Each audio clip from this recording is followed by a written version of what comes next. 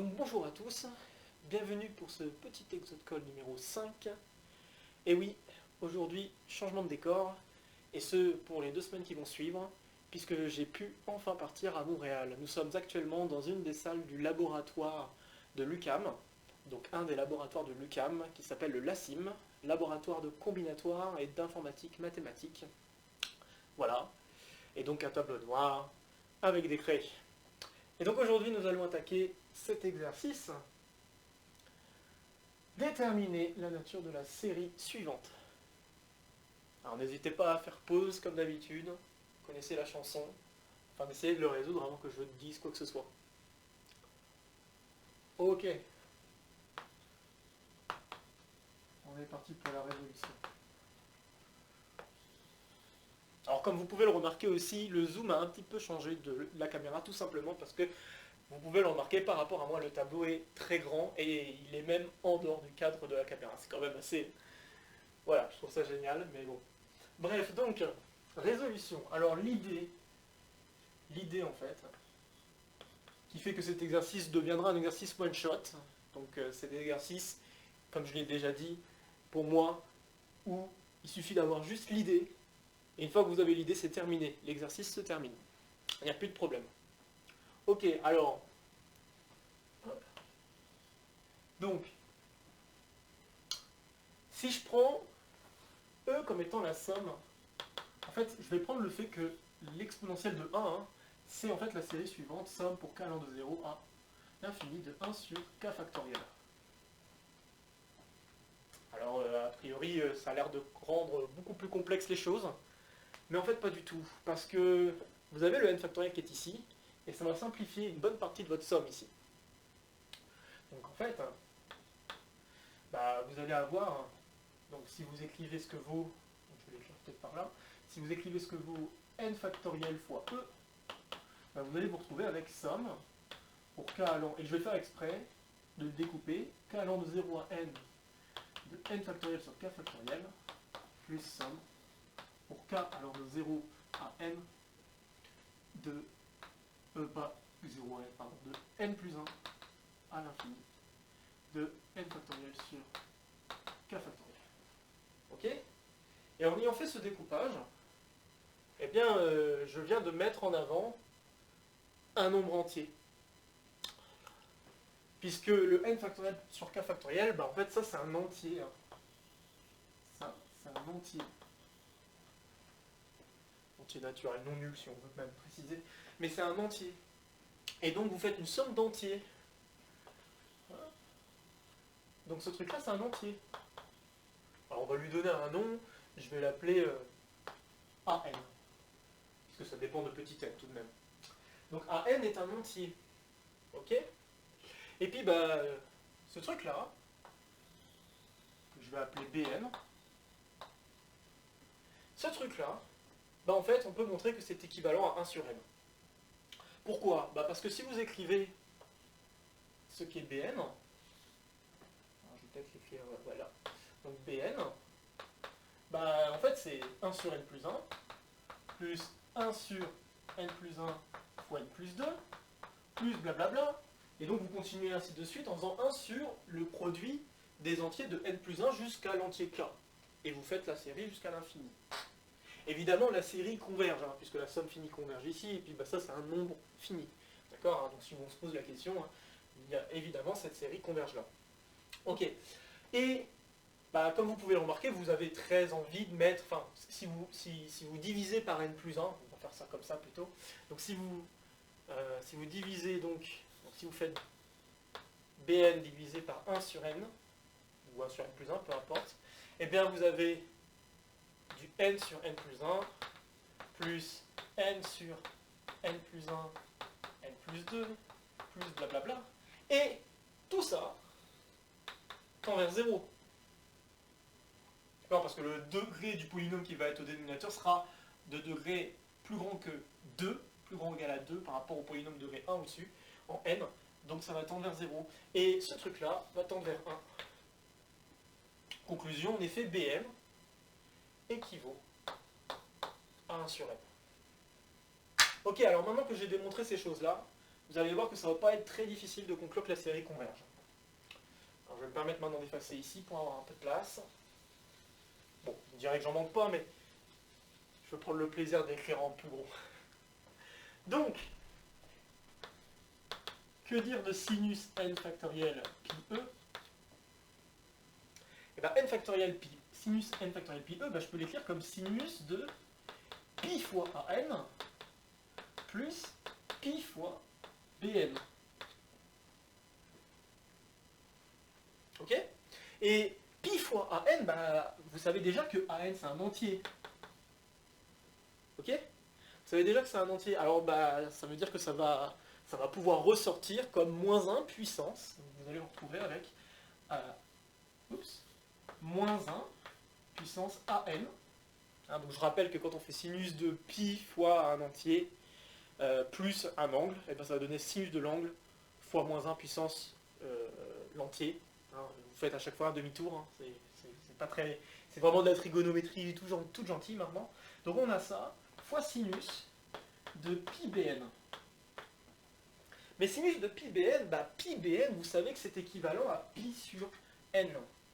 Ce truc-là est équivalent à pi sur n.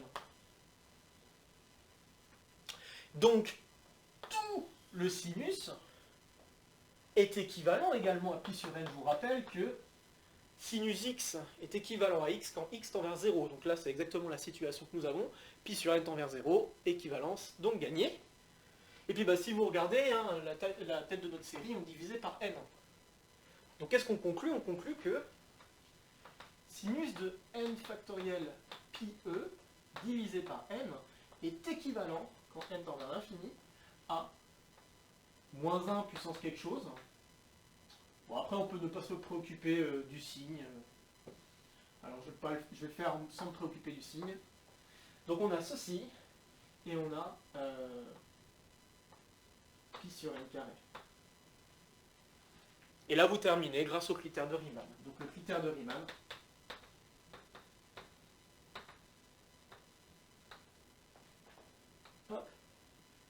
permet de conclure que la série converge.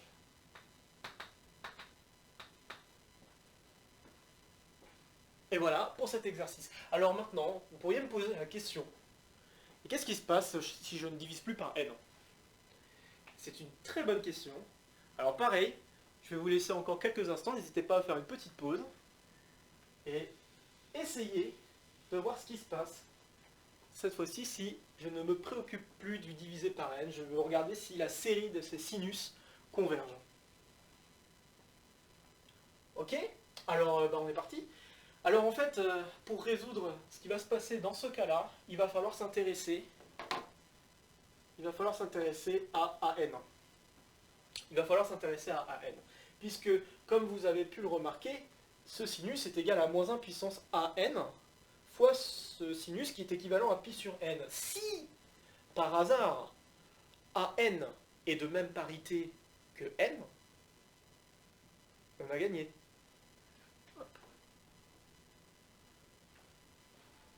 Ben, c'est exactement ce que je vais chercher à démontrer. Et je vais vous expliquer comment. Alors, si on s'intéresse donc à AN, eh ben, il suffit de s'intéresser essentiellement aux derniers termes de la somme. Les derniers termes de la somme, vous avez plein de trucs. Les derniers termes de la somme sont, ben, vous avez n fois n-20 plus n plus 1. Alors oui, ça ne va pas être de la parité de n, ça va plutôt être de la parité de n plus 1. Parce que normalement, vous devriez commencer à me voir venir. Tous les termes de la somme contiennent au moins un nombre pair. Puisque là, par exemple, ce produit-là, vous faites le produit de deux entiers consécutifs. Le produit de deux entiers consécutifs, ça donne un nombre pair. Et en fait, bah, tous les autres nombres ici seront aussi pairs. Donc qu'est-ce qu'on en conclut? On en conclut que AN est de même parité que n plus 1.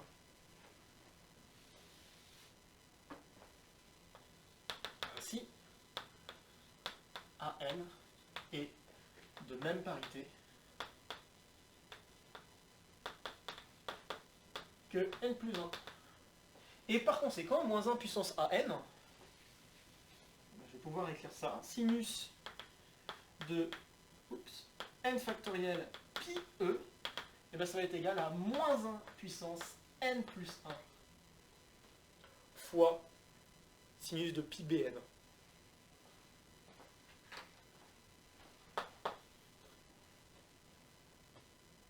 Et donc bah, ça veut dire quoi? Ça veut dire qu'on a affaire à un critère des séries alternées.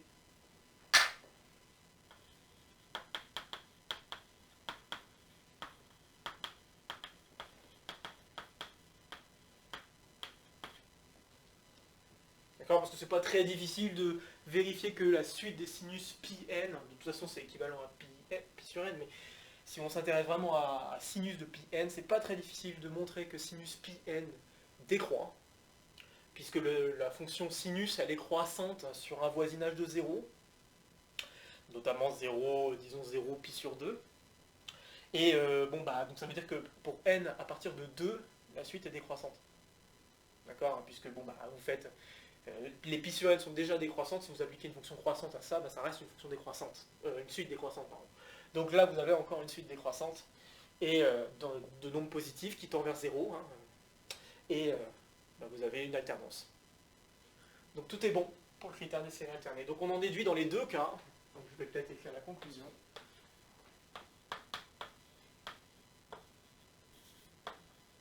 Pour la convergence.